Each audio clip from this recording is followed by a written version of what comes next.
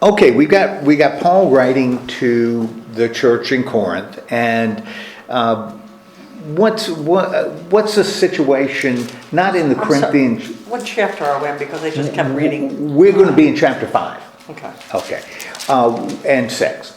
What is the context? What's going on in the city of Corinth? Okay, you got a church sitting in, and it's a small church, small Christian community sitting in the city of Corinth. And Corinth you could describe as a place where there's a lot of turmoil. What makes Corinth kind of an interesting city? It's a seaport. It's a seaport, so there's a lot of different ideas flowing through Corinth. Okay. What else might create issues for a Christian community within Their worship that kind of beliefs. city? Okay, Corinth is pagan city. It's Greek city. So, and what makes it complicated is you have, not only is it a Greek city, pagan city, it has ideas from all over the world passing through Corinth, because every sailor who passes through Corinth in trade is bringing their language and their culture and their diet and also their religion. So Corinth is a town that's exposed to an awful lot, as opposed to a city that isn't. Wouldn't be, like Antioch is sort of a little bit isolated. But Corinth picks up a lot of things.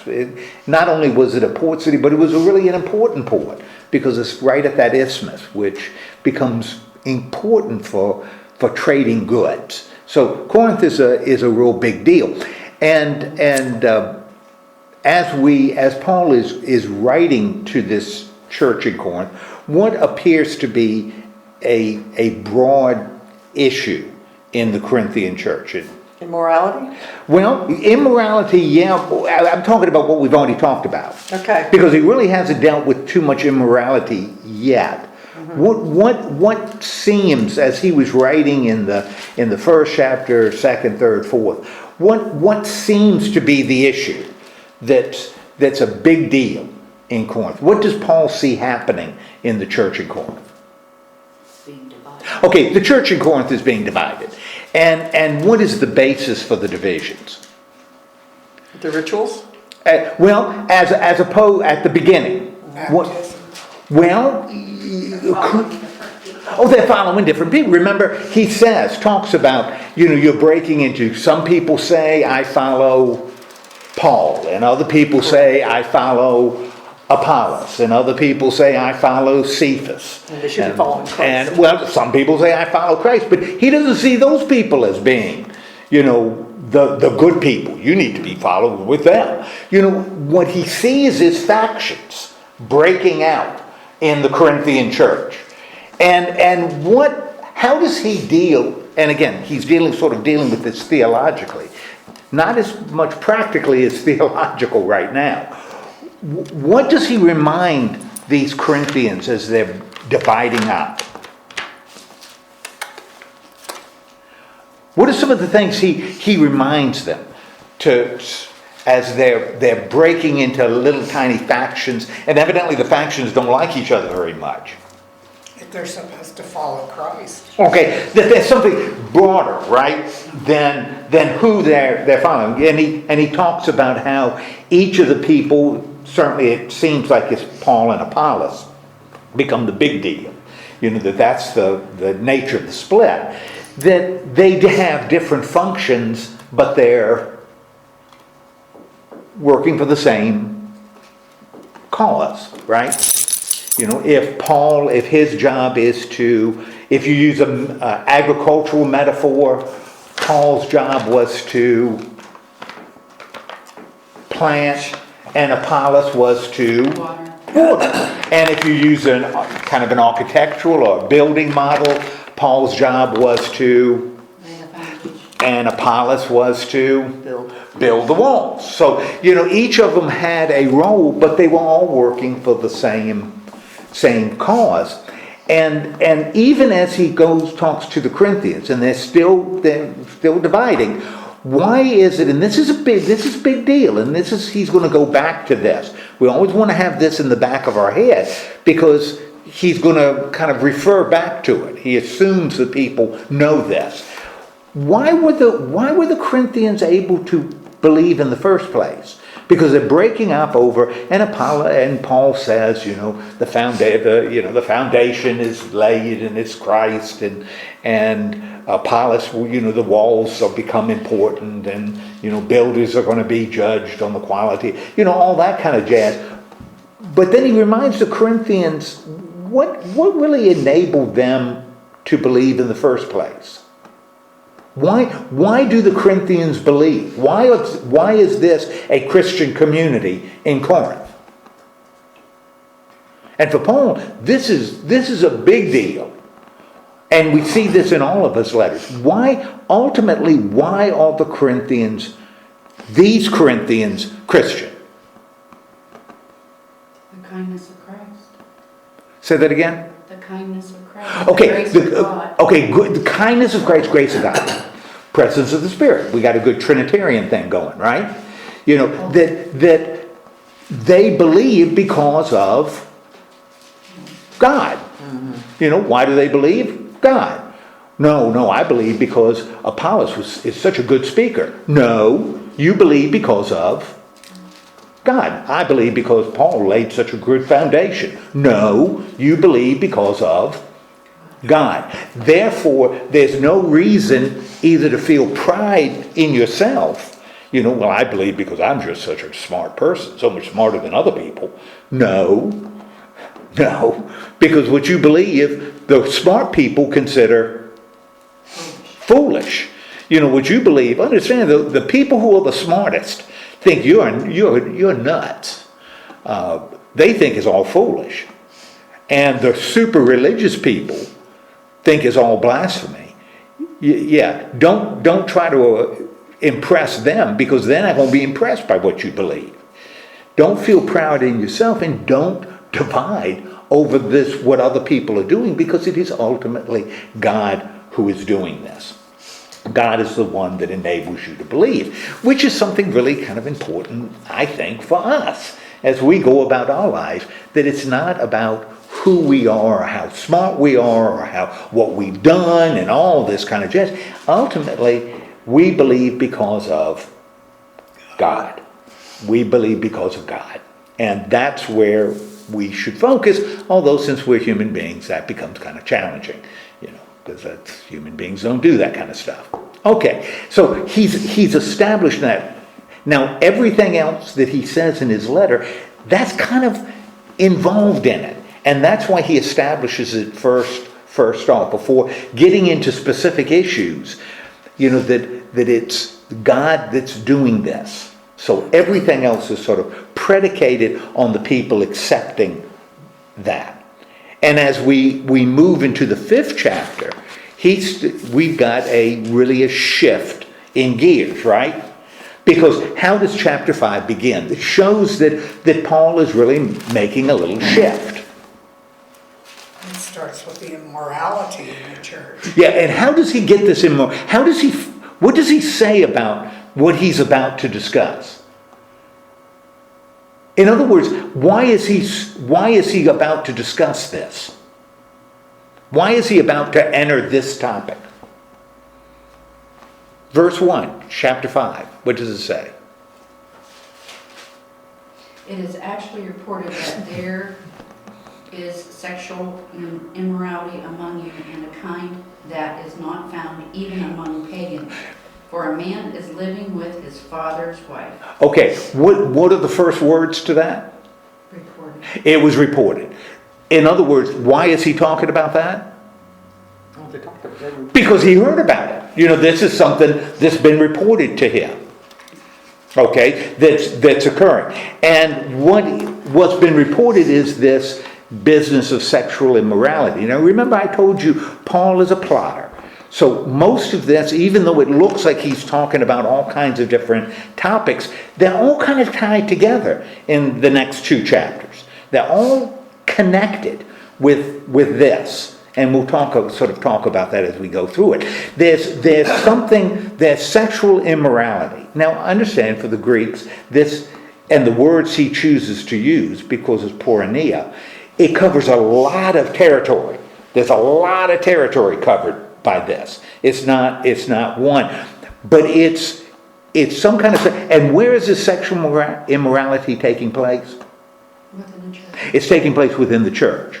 So it's not taking place on the outside. He's not talking about something that they're exposed to, but it's something that's occurring within the church.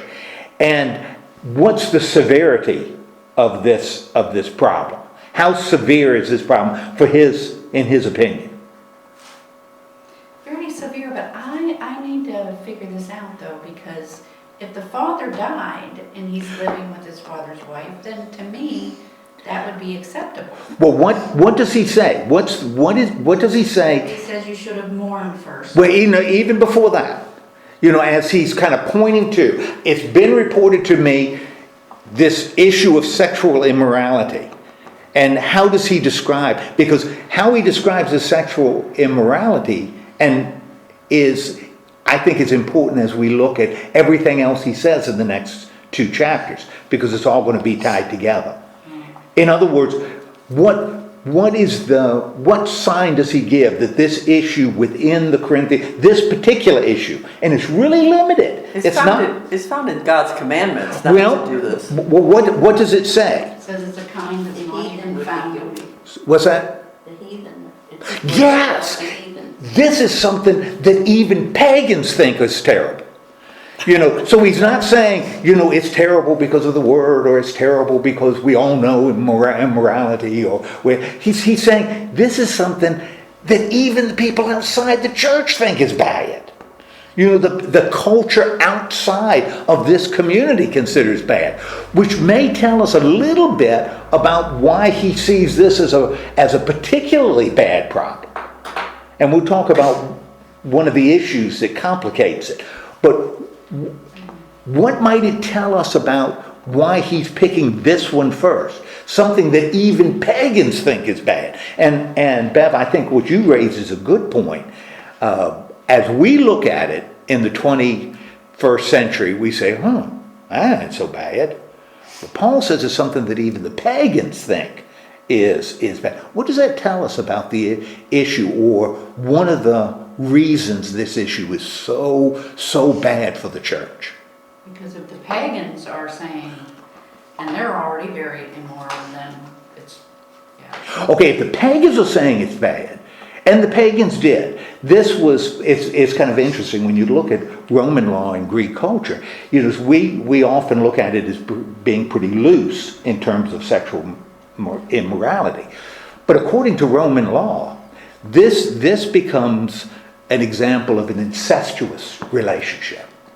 And therefore, that's how the Romans, but it's defined by the Romans.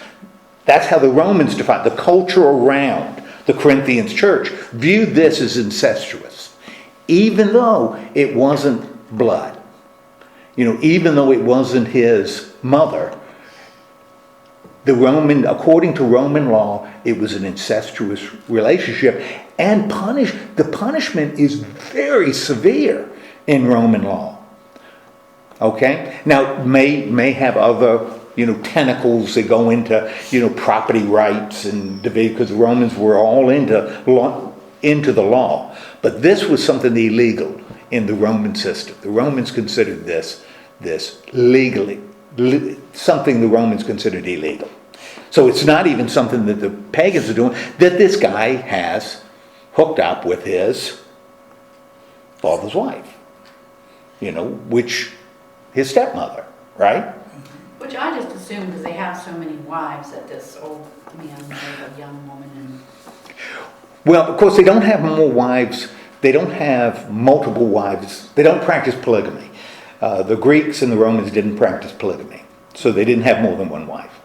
That was also Roman law. But divorce was very easy, and women in Roman law could divorce. So it wasn't just the men.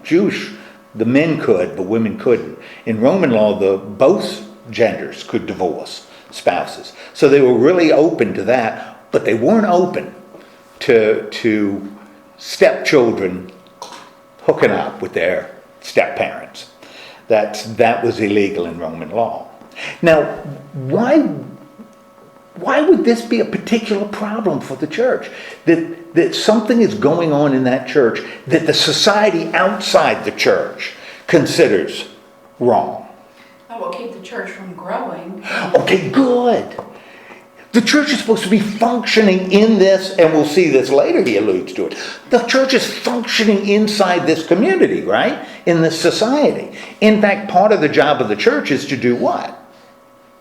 To spread the gospel. To spread the gospel, to bear witness. And here the church, within this church, this thing is happening. And what's really interesting is, given that's the situation. Now, even before, based on what Paul has said, though, why is this really tricky? Why does this become... So Paul says there's a situation, one guy is living with his stepmother. Father's dead, living with his stepmother in a relationship. What becomes really tricky if Paul's going to come down on it, that the pagans think is terrible? What becomes the problem for Paul coming down hard on this? What has Paul said about Christians and their relationship to law? What has Paul said about Christians? It's the law of the flesh, and he's talking about the spiritual law of God. Am Well, I correct with that? Well, what has he said that makes this kind of tricky? As Christians, are we bound to the spiritual law according to Paul? Yeah. No. What happened? Good gracious, I've been preaching on it. Through Jesus Christ, when he died on the cross, what happened to us? Why is the death of Christ so important? The resurrection. We have been Free. freed. We've been set free. We are now free. Paul never says, well, you're bound to that law and you got to obey it. He never says that. But we're freed from fleshly law. Well, he didn't, but he ain't going to Go go into, but this law you're bound to, but this law no, he says you are Free. free. You are free. That's a big part of his theology. You have been set free. And that's why it gets really complicated when he starts talking about food offered to idols and that kind of jazz. That's why what we saw in Acts is so odd for Paul. Because when you read Paul's letters, he didn't say, oh yeah, but there are certain laws you got to follow. He didn't say that. He says, I can eat anything I want. I'm a slave to nobody. Right. I am been set free. And he doesn't add a but to it, although he will kind of a little bit here. And that's what makes it tricky, especially if the church buys it. Because what we're going to find out that the problem isn't so much with the person who is doing this, the man who is doing this. What is, based on what he says, what is really the big problem? That a little yeast leavens the whole. Okay, right. What is the church doing that's the problem? What has the church done that for Paul is the major problem? So we got one guy doing this. They divided. Well, the dividing, what does it appear as though the congregation has done with this one guy who is doing this one thing? Accepting. That's it. The church has accepted it. The church has tolerated it. You look at verse 2. You should have mourned, but you didn't. You should have done something about this, but you didn't. It's the church that is tolerated. This act that even the pagans violates pagan laws. Now you can, again, looking at his theology, that's what makes it complicated. this becomes harder because you can't say, well, we're free from the law, but you got to obey this law. You know, what's that going to do to the Corinthian church? Now we're into this business about, well, which law is valid and which law isn't. Well, it's God's law. Well, tell me, what's God's law and what isn't? Is this God's law? Is this? Well, yeah. Well, what about that? Well, not so much. Where are you going to drive? Now you're in this complicated situation where human beings are the ones that are determining what is God's law and what isn't. They are making the decision, and Paul doesn't want to go there because it's not about us. It's about God. It's about God. So that's why the fact that the Romans, the community think it's compromising the witness, and he's going to come back to this later. That you have tolerated. Now, what does he recognize about how this church? So the church should have dealt with this issue, right? And evidently they didn't, right? Okay. Now, if he had been there, what would he have said? If present, I have already pronounced judgment in the name of the Lord Jesus on the man who has done such a thing. Okay. So if he had been there, he would have said, and we already get an idea, what would he have said? Stop it. You got to get him out of here. You know, it's not even, you got to tell him to stop. It's, you got to what? Remove him. He's got to be out. Now, you can do this because remember, it's about God. You know, so he doesn't talk about you are damning him to eternal hell. You're talking about it's a painful thing, right? To tell somebody in the community that they're going to have to leave. But you know what? You may have to do that, particularly if it's compromising the work you're doing in the community. That's something you're going to have to do. Now, you know, he says, I would have said you had to remove him, right? And therefore, how should the Corinthians see that? You know, the fact that they know he would tell them to remove this guy. Whether I'm here or not, I still have some authority. What I taught has authority because remember, what did Paul do? He laid the foundation, right? Mm-hmm. So since I laid the foundation is still there. I still have authority. So whether I'm there or not, you know what's right to do. In fact, what should you do? And this is kind of dramatic. You are to hand this man over to Satan for the destruction of the flesh, so that his spirit may be saved in the day of the Lord. Now, what is he talking about? What might he be talking about here? Now understand, this guy who is with his mother, and we can't look at this through 20th century eyes, 21st century eyes. This guy who is living with his stepmother in a married relationship. Excommunicate him from the church until he repents. I think even more dramatic than that. Turn his foot. He's breaking the law. He's breaking Roman law. He is breaking Roman law. You know what you may have to do? Turn him over to the authorities. Turn him over to the authorities. And you know what they might do? Kill him. They may execute him. But isn't that what he says here? Hand him over for the destruction of the flesh. Wow. You know, it's that dramatic. But then, even if the flesh is destroyed, what can't you control? What can't you, as the church, control? What God does on the day of judgment. That's out of your hands. That's not your job. But your job is to deal with an issue that is compromising your work here. Okay? Now, in verse 6, this is really dramatic. If you've got a problem in this church that is compromising your work because it's illegal, you got to deal with that. You got to deal with it. Now, in verse 6, what does he say? What does he say in verse 6? That the church won't go if the immorality is there. don't be boasting. Don't be boasting, right? Isn't that what he says in verse 6? What are they boasting about? Given what he has just said, what are they boasting about?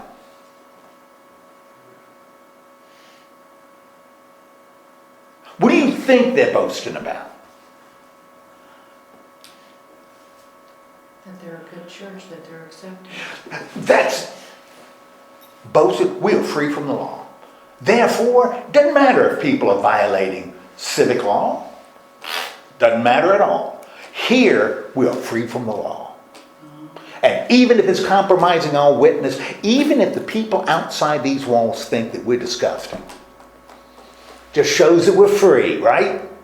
Actually, that makes us closer to God, doesn't it? Because we are even more godly. Because we are boasting in the freedom we have in God. Paul says what? Don't do it. Why shouldn't you do it? What analogy does he use? A little bit of leaven. A little bit of yeast can do what? Destroy the whole lump. The whole lump is gone.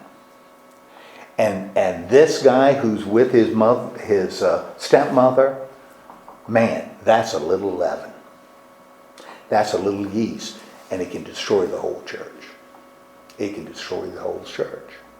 Now, this is a very, very specific example. But like I said, Paul is a plotter. So he's just not going to deal with this. He's going to broaden it out. He's going to make it broader. But again, remember, we're in this tension because Paul believes we are free. Christians have been set free. And so he's not going to say, well, here are the 20 things you need to do. This is the new law. He ain't going to say that in the Galatian letter. In fact, he says if anybody comes like that and starts giving you new laws, reject them. Even if I do it, reject me. So he ain't going to go there. So somehow he's going to have to walk a very thin line where you've got freedom, you've been set free, but maybe you shouldn't do everything you might want to do. Now that's a tricky line to walk. Be much easier if he just said, the law says no, so stop doing it. Okay, so talking about yeast, and what do you have to do with yeast? If you don't want the loaf leaven, you don't use it. But I was thinking of Mary Magdalene and Jesus, he forgave her and he didn't judge her. You're right. This is hard. You're exactly right. Who did not judge her? Jesus. Right. Is this church, are the people in this church Jesus? No. Obviously. And I think Alice, I think you're 100% right. It is what God is. That's what he says here. On the day of judgment, God's going to make the decision. He's going to go back to that in a little bit too. She was repentant. As all of society, that God's going to deal. You don't worry about it. God's going to deal with it. The point isn't, are we? And I know there are other things in the Gospels that would cause us to say, like when Jesus in John says, when you retain sin, it is retained. When you forgive sin, it's forgiven. He says that in the 20th chapter. But Paul didn't read the Gospel of John. So Paul is sort of working on his own. But Alice, you're entirely right. But I think Paul would say, but you're not Jesus. Jesus can do it, but that's not your job. That's not your job. And he'll give a reason a little bit later why that's not your job. Okay, so you got to get the old yeast out, right? So you got to get the yeast of malice out. You got to get the yeast of evil out. And what should you choose instead? Instead of the yeast of malice and evil, you should be sort of claiming the yeast of Christ. The yeast of Christ. Well, the yeast, what is it? What does he say? He says yeast of sincerity and truth in verse 8. Don't you got to get the bad stuff out so the good stuff is there. So in essence, what is he telling the church about this one situation? What should this church do in this situation? By this guy who is even violating the standards of a pagan society, what should they do? Okay, can we back up just a Yeah. minute? So verse 8, mine just says, therefore let us celebrate the festival, not with old yeast and yeast Right. and malice. So can you read me your? Well, the same thing. Therefore, let us celebrate the festival not with the old yeast, the yeast of malice and evil, but with the unleavened bread of sincerity and truth. Okay. So, in other words, what should your church, what's the goal for this Christian community?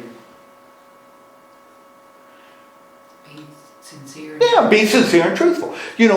Get the bad stuff, what? Out.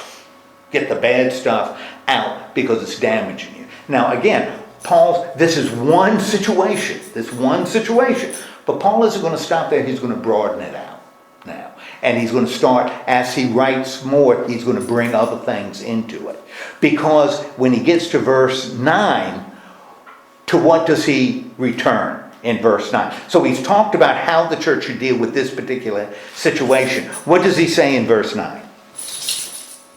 Don't associate with Okay, now we said this guy is in a terrible situation. We got to get him out. If we have to turn him in, we turn him in because he's breaking the law. That's the way it is. The world around us thinks it's disgusting. Let's get back to the business about sexually immoral people. Okay? Now,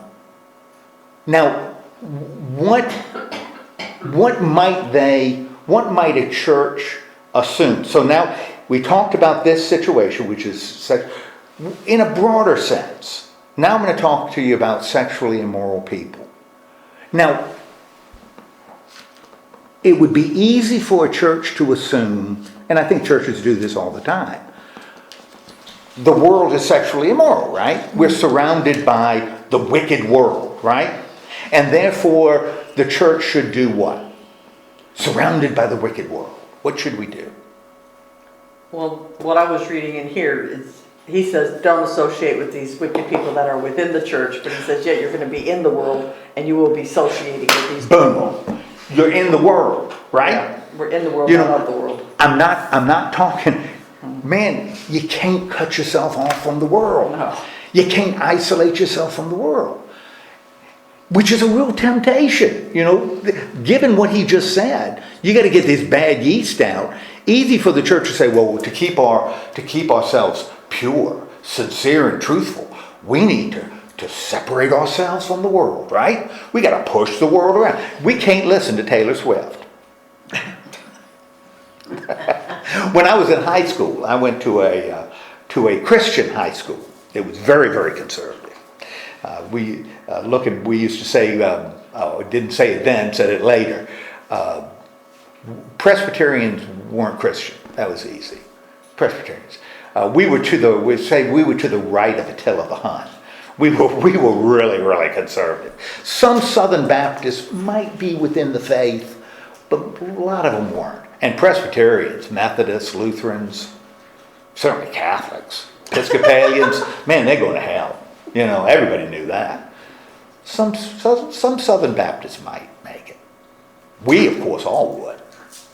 And one of the things we used to say is talk about separation from the world. We need to separate ourselves from the world. The world's an evil, horrible place. Now, what's the problem if I say the world is a horrible and evil place? Therefore, I need to separate myself from it. God made the world. One, God made the world, and He made them. He made them, and He wants everybody He to made be us. saved. He wants us to be out there announcing good news. That's right. Man, if I'm in here, I'm not planting many seeds, right? Where am I scattering seeds? Here. Do I need to scatter a lot of seeds here? Well, maybe, but not really. Where do I need to be scattering seeds? There. That's where. They need the seeds. That's where the field is. It ain't in here.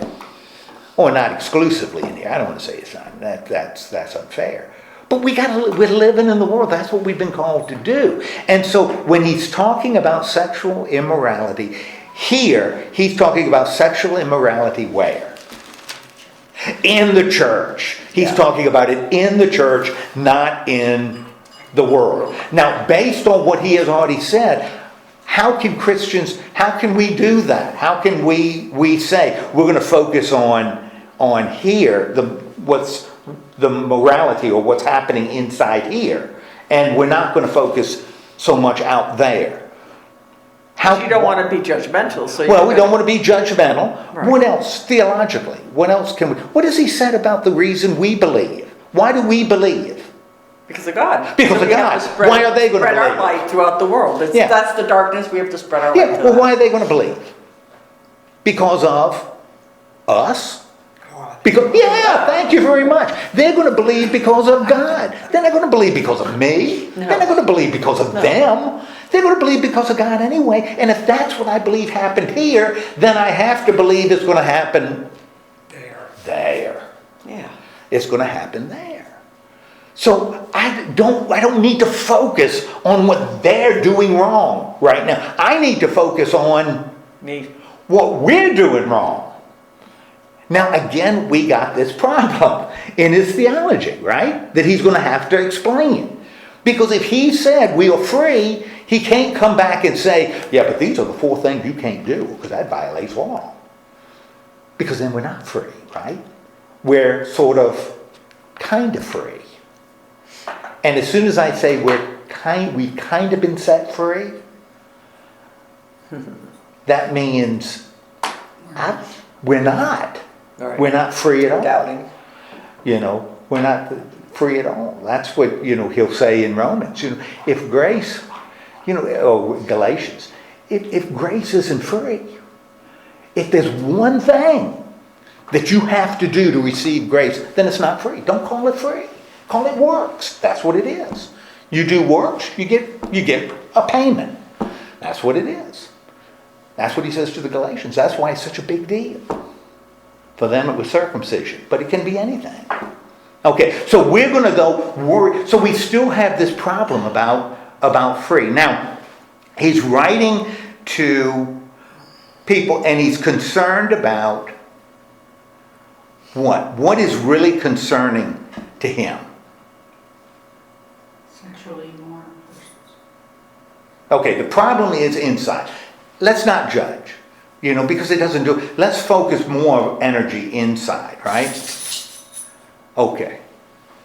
We're going to focus on this new community. Now, as he moves into chapter 6, so we're not going to focus, our focus isn't going to be for Paul, talking to the Galatians. Yeah. You're moving too quick. Okay. We'll pull back. Okay? Talk to me. So, I'm writing to you not to associate with anyone who bears the name of brother or sister. Right. So that bears the name of Christ, correct? Right. But how many people say they're believers and they don't act like believers? Well, what? Or they're doing Okay, good. I mean, even if we just take got the it. sexual immorality about it, like say somebody refuses to pay their taxes. You got it. That's exactly what he said. The people who don't believe, who don't even claim to believe in Christ, with this issue, let's not worry about them right now. Let's not judge them. God's going to do it anyway.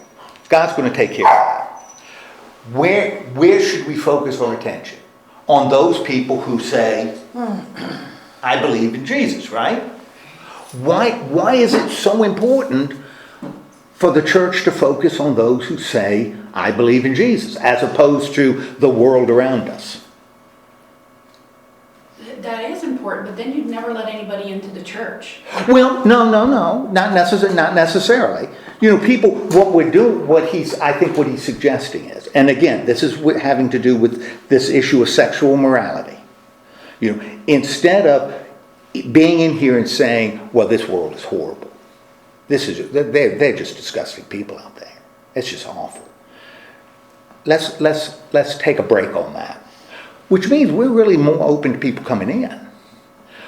But when they come in, now we can give them kind of guidance and direction. That's where our focus is. In this issue, it becomes really much easier for a community to focus, I think, on the issue outside, because it enables them to avoid focusing on the issue inside. If you focus all on the outside, you never have to look at what's going on inside. And that's what Paul says. You got to take serious what's happening on the inside, because what's happening on the inside is going to compromise the work you're doing on the outside, and the work you're doing on the outside is not judging them, but rather doing what? Spreading the word. Spreading the word. It's scattering seeds. Remember, you don't scatter seeds and say, well, I'm not doing it there because that's a highway. You scatter seeds. And God makes it grow. But your job is to scatter seeds, not to determine who should receive the seeds. It's just scattering. That's what farmers do. Or that's the way he describes farmers. So and why does it become so important that the church focus on these issues that are on the inside?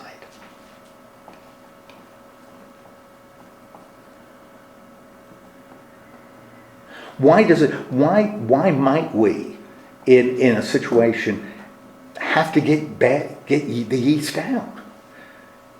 Because it will grow and it will keep becoming. It's going to compromise who we are and what we're doing, what we're called to do. And if we are no better than the rest of the world, we have no function. We have no purpose. So the focus is inside, and that's what he's challenging the Corinthians. I think that's where he's challenging them. And it still goes back to the same issue with the guy who's living with his stepmother. You know, he has to go because he's compromised. He's doing something so outrageous that it's compromising the work of the church. But understand, there are a lot of things that you could be doing that really compromise the work. And he, like I said, he's going to go back to how you can also believe in freedom and say that. Why do you say stepmother? Because this says father's wife. I mean, is there somewhere it says stepmother, or is it? Well, I mean, if it's his father's... Oh, Yeah. I think if it had been his biological mother, he probably would have used the word mother. Oh. So it would appear as though his father got married again, for whatever reason. But by Roman law, that was considered incest. That was incestuous, and so that would have been illegal. So our focus has got to be on the inside. And he offers an example, evidently, of something that's going on in the Corinthian church. Here, that's another example where their focus is way too much on the outside and not enough on the inside. At the beginning of chapter 6, what does he start talking about? It sounds like it's totally different, but it isn't. It's still in this business. Where should you be focusing your attention? Yeah, what is happening at the beginning of chapter 6? Evidently, what are the Corinthians doing? Which again showed that their perspective is off. Dispute with a fellow Christian. Okay, they're having disputes among themselves. And what are they doing?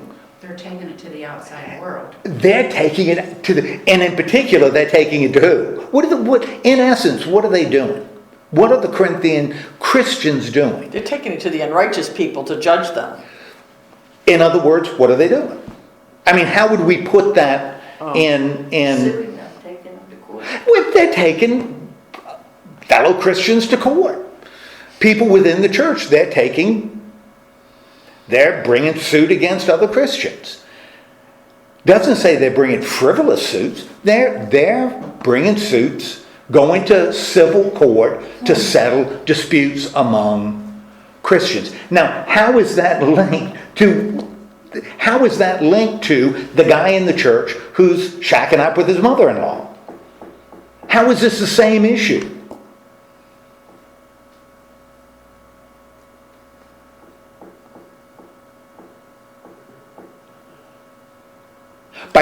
Yeah, They're going by standards of pagans, that they're thinking yes.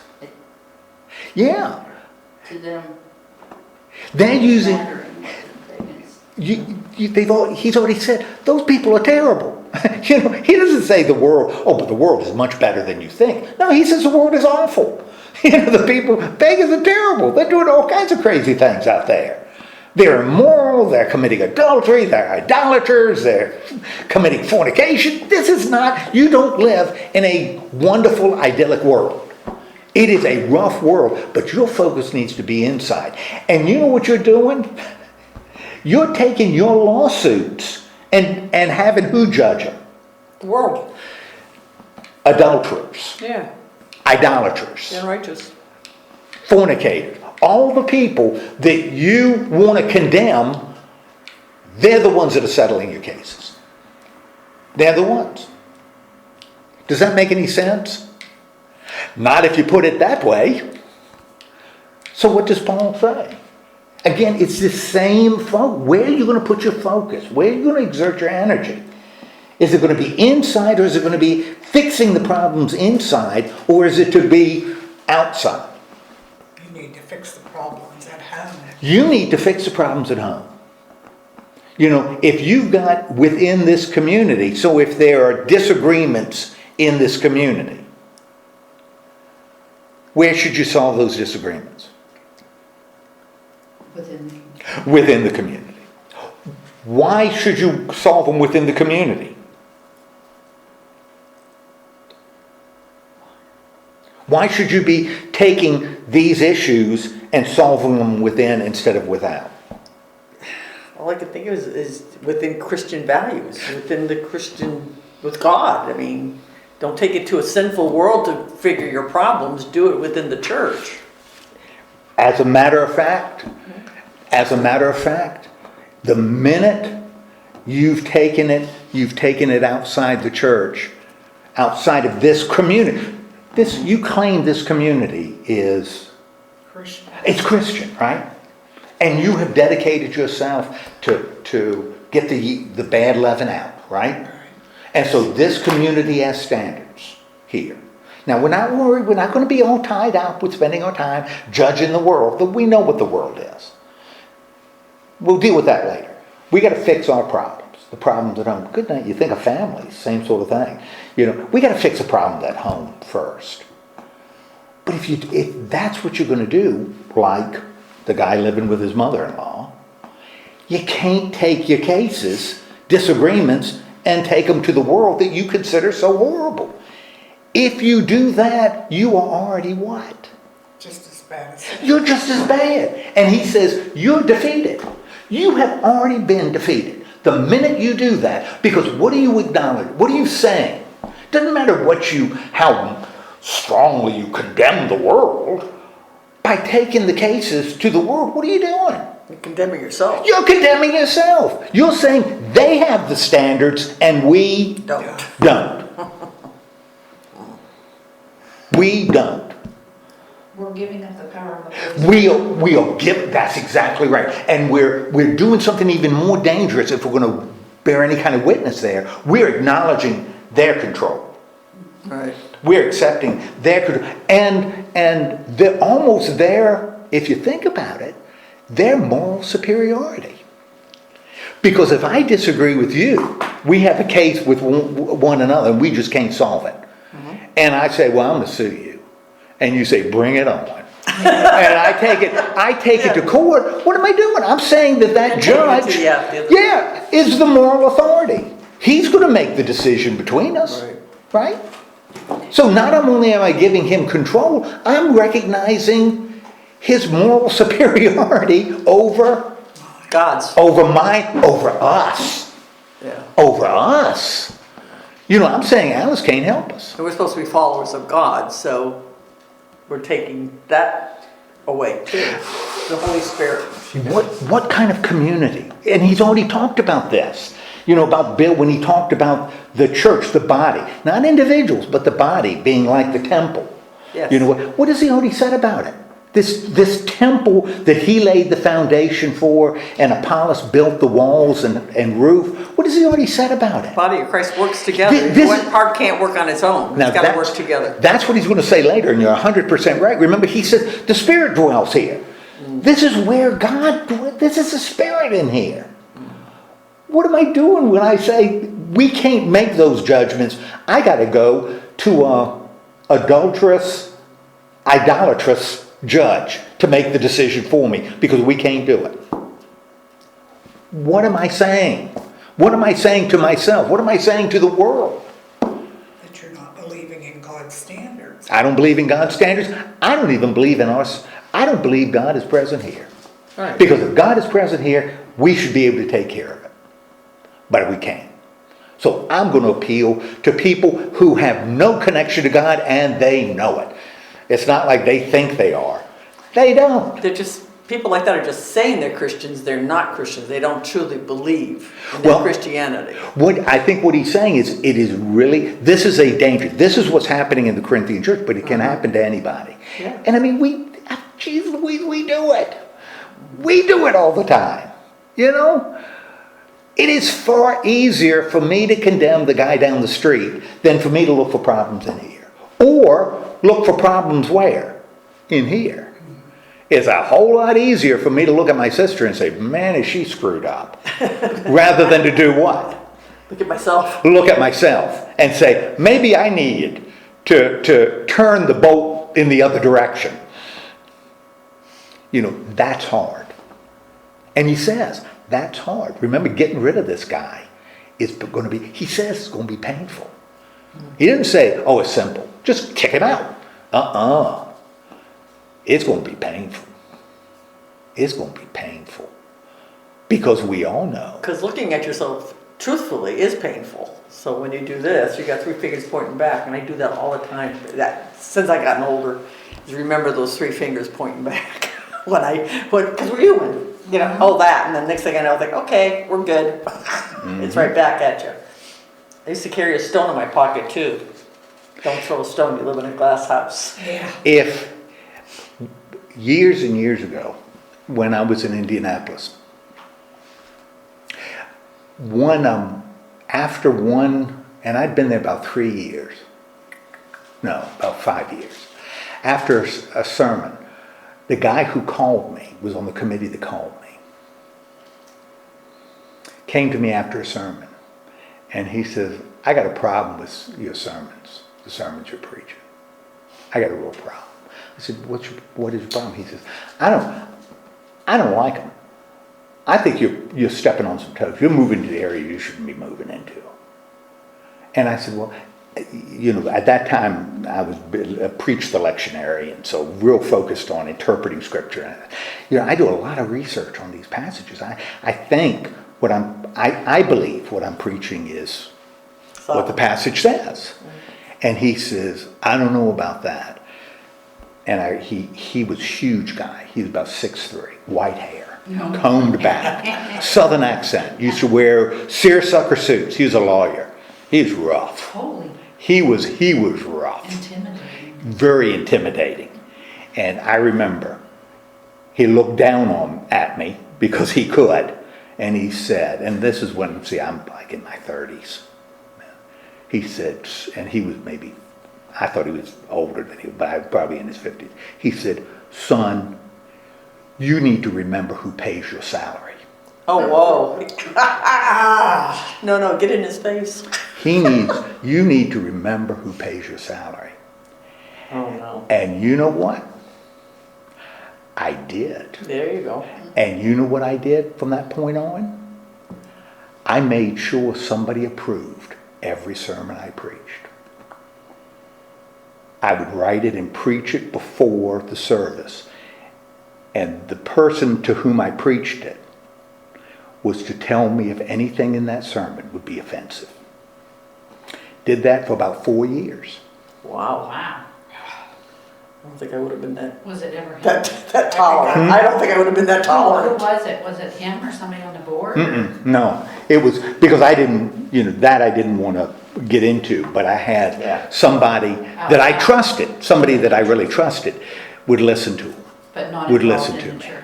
And it was somebody in the church, yeah, it was somebody in the church.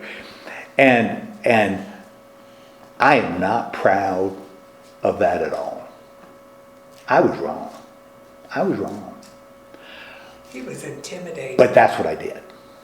I don't think that's wrong. Oh no, I was wrong. Because just the act of, if God's word is pointing in this direction, if Amen. it might be offensive to somebody That's their who problem. pays my salary, then I'm not going to say it. But who really pays your salary? Doesn't matter. Well, I know, but I have to pay bills. And if I've got a bill to pay, I can't say, well, Indianapolis Electric, you got to collect from God, because he'll pay. No, Southminster Presbyterian But you Church. can say, if I get fired here, God will provide another. I sure could have, Yeah. but I didn't, because I was scared, and it would be really hard. And there were some good people, not just personally, but there were some more people I was very close to, didn't want to leave. It's the enemy He that's sending said, us my help. point is, he says that's going to be hard. It's hard to do the right thing. That's hard. It's not going to make you popular. It's difficult. But sometimes, not every time, because they kind of go into it in the next section, but sometimes you got to do something that's hard. You got to do something that's really, really hard.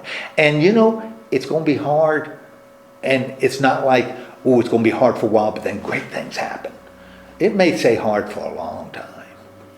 God works miracles in the hard times, though. Well, yeah. He always comes through. Okay, but that's right here. That's what he's saying. Sometimes you got to do the hard thing, but focus on inside. And if you're going to do the hard thing, you got to do it on the inside. Absolutely.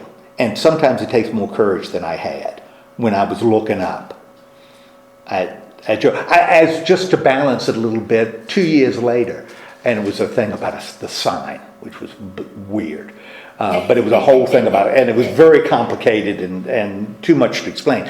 But he was mad at me. He was on the session. He was mad at me about something related to the sign. And I will tell you, that was before I learned the lesson to separate church pastoral things from congregational things. And there are pastoral issues and congregational issues, and you let congregational issues go. But I wasn't as wise then as I think I may be now. But anyway, he was a lawyer, and at the meeting, the majority of the session voted to purchase this sign, but for reasons. He didn't want that. And he was the only one. Two people were with him on a I think 15-person session were with him. And at the congregational meeting, he brought up, and it's not a congregation, it was a session issue, but he brought up the sign. And he started interrogating me. As I was moderating the meeting, he started asking me leading questions. I knew what he was doing, to put me in an uncomfortable place. And after the meeting, I remember going up to him, and I was so mad. Golly Moses, I was mad. And I went to my office and then came out. And Joe and his wife were there, and I said, Joe, don't ever do that to me again. As long as I don't ever cross-examine me in front of the congregation. That was wrong and inappropriate, and I'm not going to put up with that kind of treatment. You'd being a bully. He was being a bully, but then he was a lawyer. That's what he did. That's right. And he was a trial lawyer. And I remember I said that to him, and I looked up at his eyes, and his eyes kind of teared up. And he said, "Oh, I'm so sorry that I hurt you. I would never have done it if I'd known how much pain it caused." No, he did not say that. That's not what he said. I'm thinking. No, he looked down at me and he let me have it. And this was in the church. Oh, People boy. were there. He let me have it. And he chewed me up one side and down the other as his wife was there. And I remember his wife took my hand And as he was just chewing me out. She was whispering, because he was there and she was beside, sort of between us. And she was saying to me, just don't let him go. Don't. Because she was afraid I was going to come back at him. And I don't know that I would have, but that's what she wanted. She didn't want me to come back. Just be strong. But he chewed me out. He chewed me out. I'll never forget that. So I did stand up, but it didn't turn out. God didn't intervene and soften his heart. And he realized the error of his way. He chewed the pudding out of me. And I don't do, but be that as it may. Anyway, that's where we need to focus. Again, we still have the problem, right? If we're free, how can we come down? If we're free, how can I come down on this guy who's living with his mother-in-law? How can I do that? How can I come down on anything? If Christ has set us free. What does he say in verse 12?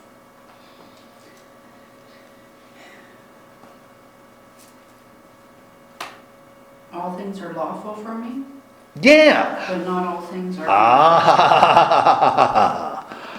That's for Paul. That's huge.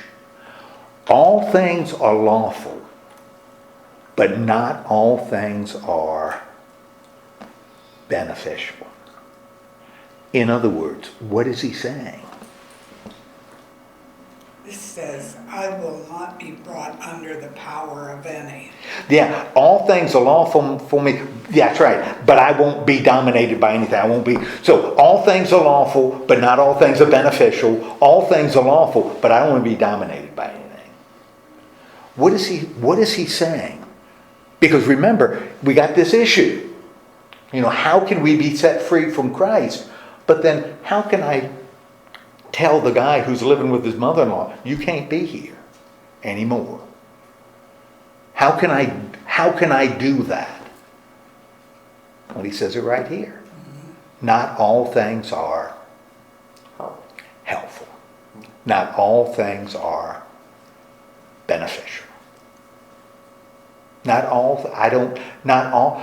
I can do anything, but I don't want to be dominated by anything. So we are still free. And then what example does he offer? Which evidently is an issue in the Corinthian church, or he wouldn't have used it as an example. Food. Well, he also talks a little bit about food, but in particular, I guess you could say it's a different kind of food. Yeah. Sexual immorality. Yeah! He's talking about what? I mean, what does he say? He's talking about people going to prostitutes. That's the issue. In this, the little illustration, to show that not all things are beneficial. Not all things, you can end up getting into something that would dominate you. And he uses the example of prostitution, right? People that go to prostitutes. And he gives all the reasons why it is what? Not beneficial to go to a prostitute. That's not a beneficial thing. Are you free to do it? Yeah. Yeah. Should you do it? No. Why shouldn't you do it? It's not beneficial and can control you.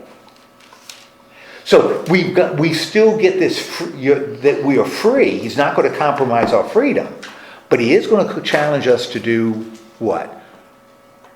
To really think about it. To look at what we're doing. And to consider, is it beneficial?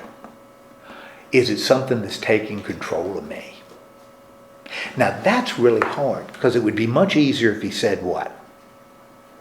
What would be easier? It's against the law. Yeah, don't do it. Yeah. Sort of like when you're with your kid. And after she's asked you for the 10th time, why? And you look at her in those sweet little eyes and you say, because I said so. Right? Because I said so. You don't need to know why. That would be easier, but Paul's not going to do that. Instead, we're going to have to think about what is really beneficial. What is beneficial? And not just to me personally, but what's beneficial to what? what's beneficial to the body? What's beneficial to the church? What's beneficial to the proclamation of the word? What's beneficial to scattering seeds? And what's going to control me? God. Yeah, but there are things, look, in my family, she was throw a dart at a Rudiger family gathering. You know what you're going to hit? You're probably going to hit an alcoholic. Because that's in my family, deep. And the problem with alcohol and drugs and other things, is it tends to do what? Take control. Take control of you. And so something that someone else can do, they can't do. I can't do. There's certain things we all have, in my family we have compulsion problems. And that's the alcoholism. They just get compulsive. But I used to look at my office. What do you see in my office? First thing you see when you go into my office? Turtles. A helmet. Helmets! You know how many helmets I got? I got 950. Oh my word, that is too many. And I thought it was There's possible. How would you describe me if I have 900? Compulsive. You know what I know? I can't go on eBay. I can't do it. Because you know what I'll do if I go on eBay? I'll buy something. I'll buy something. You know what I need? Nothing. But you know what I'll do? I'll buy something. I have one at home, you want me to bring it? Oh, but I mean that's sort of what we're talking about. He's talking about here. Am I free to buy those stupid helmets? Yeah, it's until the money runs out. It did at different points. Until the money runs out. Yeah, buy it. But is that beneficial? No. Does it control me? Yeah. Yeah. So there's certain things I have to do. And he uses the example of a prostitute. That's not an issue. But buying those stupid helmets. How many helmets did you have whenever he said, you have to remember who pays your salary? Oh, I had none then. I didn't start collecting until later. The enemy brought it to you, he figured out where. Oh, no question. So, anyway. I'm not I just have one little question. And so we talk about, God in our lives and His presence and Yeah. good times, bad times, hard times, facing Goliath. I've faced a few. But through them all, do you feel that God teaches us something? He either brings that other person to see a light, or He teaches us something ourselves. I've never found it void. Sure. I've always found God does a full circle. Right. Definitely me included, and surrounding people. Mm-hmm. So we don't always know where God touches, but He always does a full work. Ground is level at the cross. Everybody, we're the same, and He works for all of us. That's what I found. Mm-hmm. So I know you faced your Goliath, and Right, and what I find interesting here is as he writes here, he's talking about community. And he's not just talking about individual. right. He's talking about how do we exist as a community, because remember, this is the problem in the Corinthian church. The community is breaking apart. And if the community is breaking apart due to Paul, Apollos, Cephas, Christ is causing the community can also break apart based on moral codes, moral laws, and lawsuits and all that kind of thing. And what he's saying is that as a community, it's a little more complicated than just saying, well, you're wrong and I'm right. It's a little more complicated because we have to start talking about, is it beneficial? Is it controlling? Is it controlling us? But when we do that, have that kind of conversation, the result is so much better. We're so much stronger as a community than breaking into the pro group and the con group, or breaking into the supporting group, the opposing group. That's when communities break up. But we have to talk among ourselves to determine what is beneficial and what is controlling. That's the result of conversation. I think it's really exciting, and there's so much in here that I think is good practical work, not only for us as individuals, but also us as a community, which is what Paul is writing to the community. So anyhow, any questions? That's very good, you should use it for a sermon. What did you? I didn't hear that. That was very good, you should use it for a sermon.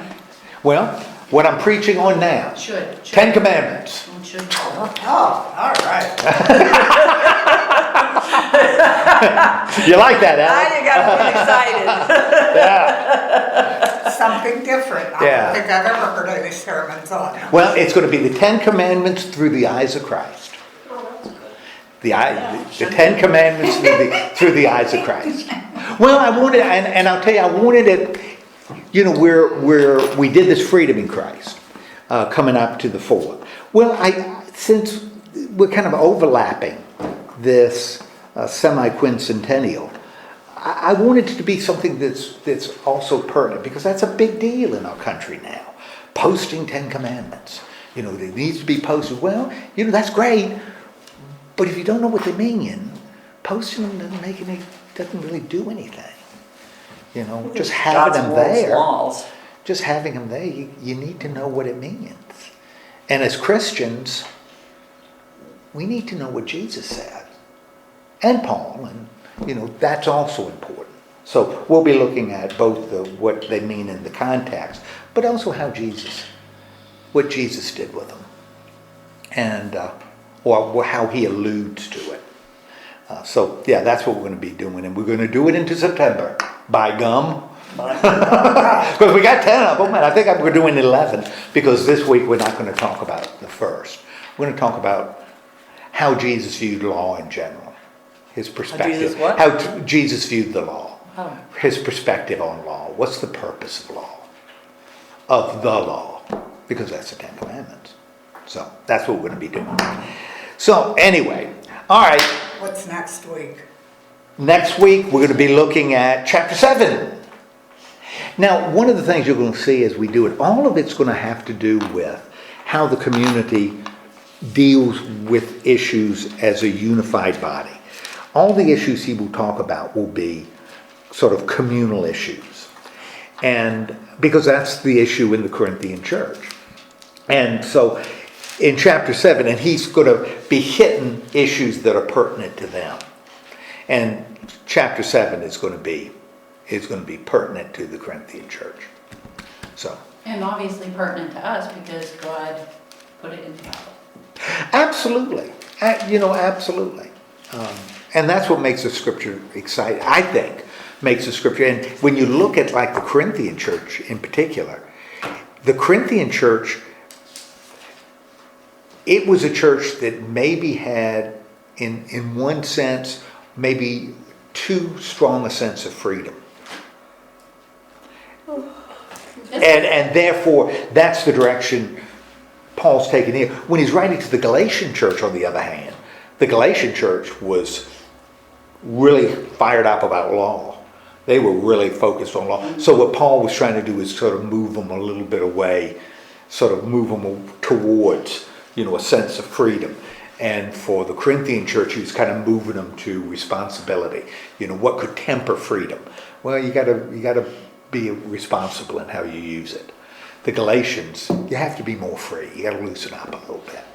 So the Catholic Church should be reading 1 Corinthians. Any- Because they did not, when the priest and that was brought out, they did not take care of that in the way Right. that this is speaking to take Oh, care right. of that. And that has Absolutely. caused so much harm Absolutely. to God's people. Oh, absolutely. Absolutely. So I mean, it's easy to see that like outside the box, like, Right. and all churches do some things, because we're people, but. Right.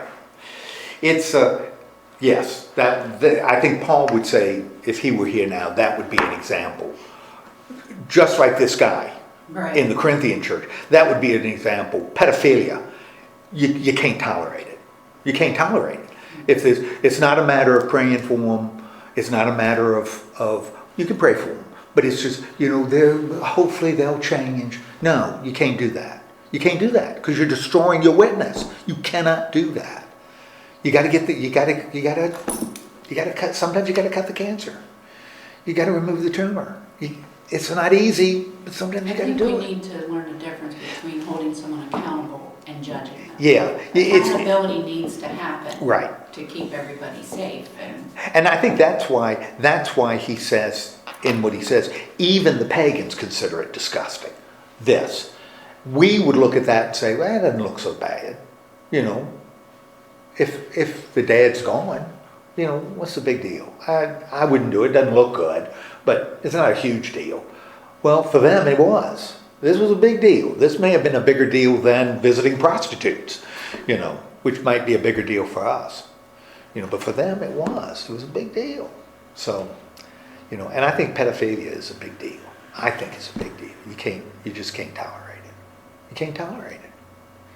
Well, yeah. Yeah. So, all right, let's have a word of prayer and then you go. Lord God, thank you so much for giving us this time together and remind us that we are your body. Your spirit is here. Whether we want it to be here or not, it is here. Help us to claim it. Help us to recognize it. Help us to deal with our issues among ourselves. Help us to talk about things that are beneficial or maybe controlling. Help us to work together rather than to break into factions. Help us to be a body where the parts function together. Remind us of who we are. In the name of Christ. Amen. Amen. Thank you. I hate to keep